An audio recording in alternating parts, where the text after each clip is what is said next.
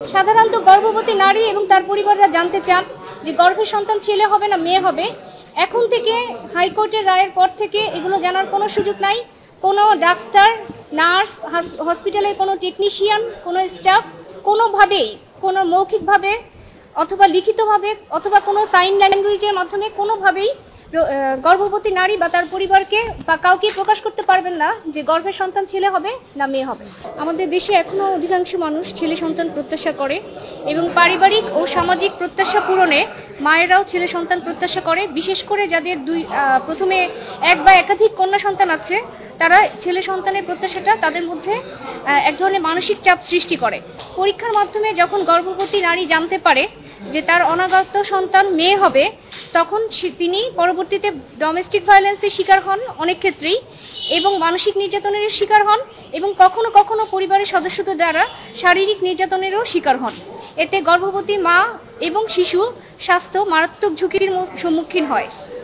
এ কারণে এই অনাগত শিশুর লিঙ্গ পরিচয় শনাক্তকরণের উদ্দেশ্যে এই পরীক্ষা রোধ করা আমরা জরুরি মনে করি। এমনকি আমাদের যে পার্শ্ববর্তী দেশ ইন্ডিয়া, চীন, তারা এই বিষয় নিয়ে অনেক আগেই আইন করেছে এবং শাস্তির ব্যবস্থাও করেছে। এছাড়া gender detection of unborn babies সারা বিশ্বে ইমোরাল প্র্যাকটিস হিসেবে চিহ্নিত। বিগত 1 ডিসেম্বর 2019 আমরা এই বিষয়ে জেন্ডার ডিটেকশনটা ব্যান করার জন্য লিগাল নোটিশ পাঠাই। লিগাল নোটিশের কোনো জবাব না পেয়ে আমরা জনস্বার্থে এই রিট পিটিশন ফাইল করি। রিট পিটিশনের প্রাথমিক শুনানি শেষে 2020 সালের 3 ফেব্রুয়ারি মাননীয় বিচারপতি এনায়েতুর রহিম এবং মাননীয় বিচারপতি মোস্তাফিজুর রহমানের সমন্বয়ে গঠিত দ্বৈত বেঞ্চ রুল ইস্যু করে। লাস্ট 4 ইয়ার্স ধরে আমরা এটা চেষ্টা চালিয়ে যাই আইনগতভাবে এই বিষয়টাকে এস্টাবলিশ করার জন্য।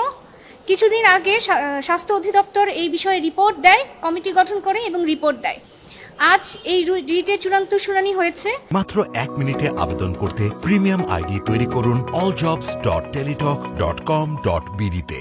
মহামান্য হাইকোর্টের মাননীয় বিচারপতি নাইমা হায়দার এবং মাননীয় বিচারপতি কাজী জিনাত হকের দ্বৈত বেঞ্চ আজ যুগান্তকারী রায় প্রদান করেছেন। এই রায়ে বলা হয়েছে যে কোনো হসপিটাল ডায়াগনস্টিক সেন্টার, অর্থাৎ আমাদের দেশের কোনো হসপিটাল ডায়াগনস্টিক সেন্টার, ল্যাবরেটরি কোনো মাধ্যমেই অনাগত শিশুর লিঙ্গ পরিচয় প্রকাশ করতে পারবে না। অর্থাৎ গর্ভের সন্তান ছেলে না মেয়ে তা আজকে হাইকোর্টের রায়ের পর থেকে এটা জানার কোনো সুযোগ নেই।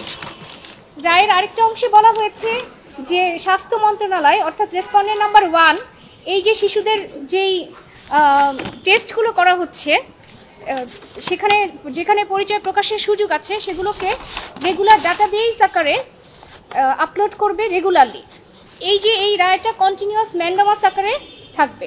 রায়ের পর্যবেক্ষণে হাইকোর্ট বলেছে যে কোনোভাবেই শিশুর লিঙ্গ পরিচয় প্রকাশ করা যাবে না।